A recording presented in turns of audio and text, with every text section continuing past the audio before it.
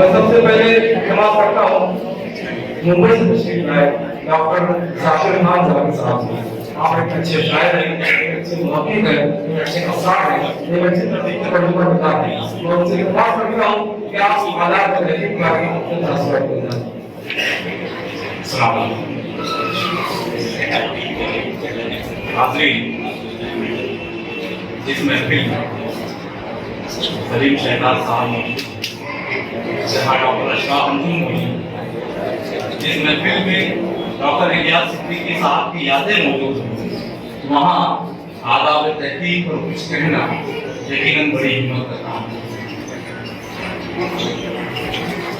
मैं सबसे पहले डॉक्टर आसिफ फैजी साहब को इस जंगो इजरा की मुबारकबाद पेश करता हूँ और अल्लाह रब्बुल इज्जत से दुआ को हूँ कि वो इन किताबों शरफ़ कबूलियत अता फरमाए और क़ारीन के लिए मिशल राह बनाए।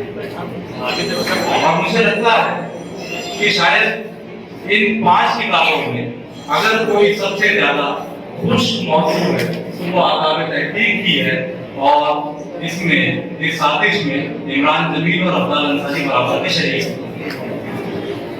हाज़िर, तहकीक और इंसानी रिश्ता अदब से है। ये अदब से चला आ रहा है। दुनिया बनने से पहले तहकीक मौजूद थी।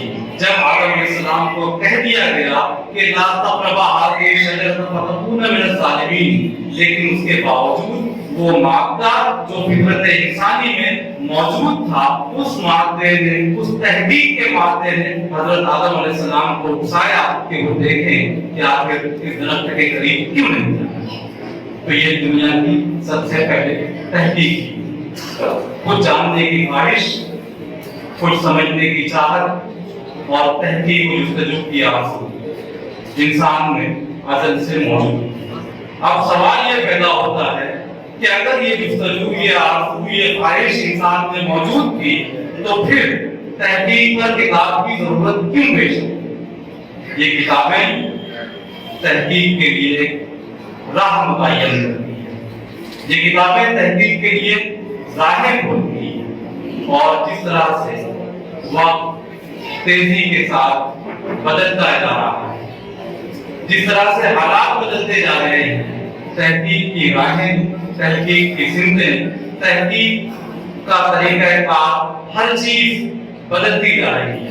इन बदलते हुए हालात में इस बात की जरूरत महसूस की जा रही थी कि आदाब तहकीक जैसी कोई किताब मंजर आम पर आए ताकि वो इस्लामी इल्म अदब जो अपने इल्म अदब की तशफ़ी चाहते हैं, जो पीएचडी करना चाहते हैं, जो एमफिल करना चाहते हैं, जो अपनी तालीम को आगे जारी रखना चाहते हैं, उनकी सही रहनुमाई हो सके। और यकीनन आदाब तहकीक ने वो फरीज़ा मुकम्मल तौर पर अदा किया है। तहकीक पर वरना किताबें इससे पहले भी मौजूद, लेकिन तहकीक पर जो किताबें मौजूद थी वो अशराफ अंजुम साहब और सलीम शहनाज साहब और भी जानते होंगे कि वो किताबें कब और किस साल लिखी गई और उसके बाद इस तरह के तहकीकी मवाद पर किताबें कब शायद हुई। तो तब से लेकर आज तक तहकीक के तरीक़ाकार में बहुत सारी तब्दीलियां आती गई हैं। ये तरीक़ाकार अब साइंटिफिक हो गया है। पहले इस तरीक़ाकार, पहले ये बिल्कुल एक सादा सा तरीक़ाकार हुआ करता था, लेकिन अब जमाने के बदलने के साथ साथ इस तरीक़ाकार में, इस मेथोडोलॉजी में साइंस, कंप्यूटर, शुमारियात और दीगर बहुत सारी चीजें जो है वो शामिल होती चलेंगी। मुताले के ज़राए तब्दील होते थे, मुताले का जो मीडियम था वो तब्दील हो गया। अब इन बदलते हुए हालात, बदलते हुए ज़राए के सामने हमारे पास एक ऐसी चीज मौजूद होनी चाहिए थी जो इन हालात से कॉप अप कर सके, इन हालात से टैकल कर सके या इन हालात का सामना कर सके। तो ये आदाब तहकीक एक ऐसी किताब है जो आज के हालात में उन तमाम इस्लामी इल्म की तशफ़ी के लिए काफी है जो पीएचडी वगैरह करना चाहते हैं। और दूसरी बात मैं ये कहना चाहूंगा कि आसिफ फैजी ने आदाब तहकीक लिखकर ज़बान और अदब पर एहसान किया है और एहसान नहीं, एहसान अजीम किया है। और ये एहसान इस तरह से کہ انہوں نے ایک طرف تو طالب علموں کو یہ راہ بتائی کہ تحقیق کس طرح سے کی جاتی ہے، اور ایک طرح سے ان لوگوں کو ترغیب لگا دیا جو زبردستی اس فیلڈ میں گھسنا چاہتے ہیں۔ ورنہ ہر کوئی یہ سمجھتا تھا کہ تحقیق بہت آسان ہے، پیٹ ایگزام پاس کیجئے، ایڈمیشن لیجئے، اور کہیں نہ کہیں سے انٹرنیٹ کی مدد سے، گوگل کی مدد سے مقالہ تو مکمل ہو ہی جاتا ہے۔ میں نے پچھلے 18-20 سالوں میں ایسے مقالے دیکھے ہیں جو مقالہ ایک ہی ہے، اس کے عنوانات بدلتے چلے گئے، ٹائٹل بدلتے چلے گئے، 200 صفحات گوگل سے کاپی کر کے پیسٹ کر دیے۔ تو یہ تحقیق نہیں ہے، تحقیق کا طریقہ کار وہ ہے جو آصف فتحی نے بتایا ہے۔ تو اس طرح سے آصف فتحی نے زبان و ادب پر ایک احسان کیا ہے کہ لوگوں کی رہنمائی بھی کی اور غیر ضروری افراد کو اس فیلڈ میں گھسنے سے روک دیا، یہ بتاتے ہوئے کہ اس میں مسائل کتنے ہیں اور ان مسائل سے ہم کس طرح سے نبردآزما ہو سکتے ہیں۔ اگر آپ ان مسائل کا سامنا نہیں کر سکتے ہیں تو آپ کو اس میدان میں آنے کی کوئی ضرورت نہیں ہے۔ حاضرین، اس کتاب کی ضرورت اس لیے بھی محسوس کی جا رہی تھی کہ آج ہمارے یہاں پر ہندوستان میں انڈین یونیورسٹیز کا جو سسٹم رائج ہے، 3 طریقے کی یونیورسٹیاں ہیں۔ ایک تو وہ جو ریزیڈنس یونیورسٹی ہوتی ہے، علی گڑھ جامعہ، جے یو وغیرہ جیسی، ایک وہ یونیورسٹی جو پلین یونیورسٹی ہے، اور ایک وہ یونیورسٹی جو ڈسٹنس یونیورسٹی ہے۔ جہاں تک ریزیڈنس یونیورسٹی کا سوال ہے، یہاں پر 24/7 اساتذہ موجود ہوتے ہیں، طلبہ اپنے مسائل حل کر سکتے ہیں، لیکن جو پلین یونیورسٹی ہے یہاں کے طلبہ کو دشواری پیش آتی ہے، اور اس دشواری کا حل یہ کتاب ہے آداب تحقیق۔ اسی طرح سے جو ڈسٹنس موڈ کی یونیورسٹی ہے اس کے لیے بھی آداب تحقیق جو ہے یہ ایک بہترین کتاب ہے۔